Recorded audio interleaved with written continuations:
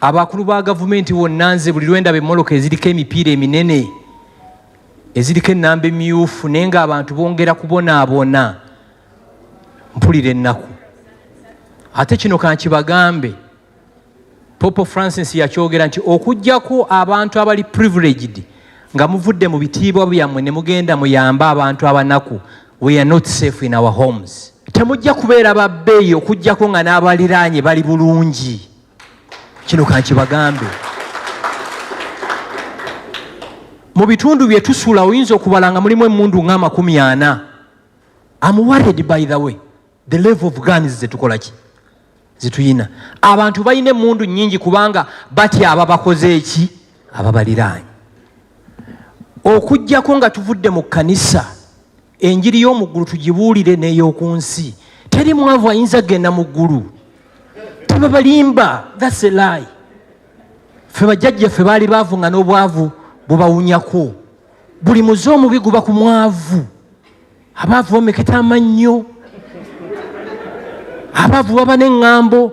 Kyovula ne pulogulaamu z'eŋŋambo mu Uganda nnyingi ku TV.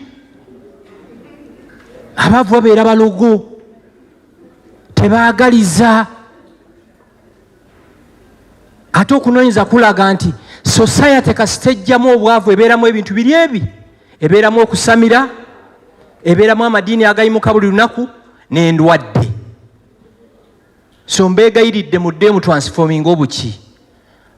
Pastor Jessica Kayanja tulina programu ze nabeeranga naye mu 2013 Girl Power nga ziri geared at transforming people's lives.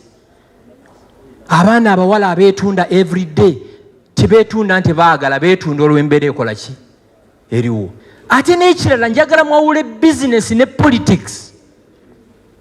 Nze bbala munzikiriziganya naye ku bya ssente naye ebyobufuzi twakola ki byagaana. Ayala kunyingiza mu programu ya muganda we Muhoozi Kayine Lugaba nakoze eki naganye. So mwenna abali wano oba oli wa Nuupu oba oli wa FDC bwe kijja mu kukola business mu bikole ki mu byerabire. So ffe nga Sisimuka Uganda tujja kukolagana nammwe paka ne guidance yonna gye mukola ki gye mwetaaga. Kishookinga okuba nti bannayuganda ssente tuziteeka mu banka zaffe. Mukimanyi nti 99% ku banka eziri mu Uganda ngwira. Buli lw'obankinga ssente mu banka engwira bazifulumya ne bazikola ki. Akaseera katuuse tubankinge mu Post Bank, akaseera katuuse tuddeyo ku UTL nga ze namba zetukola ki zetukozesa. Kubanga Balamu bw'akola ssente ne Kavuma n'abalala zisigala wa Uganda.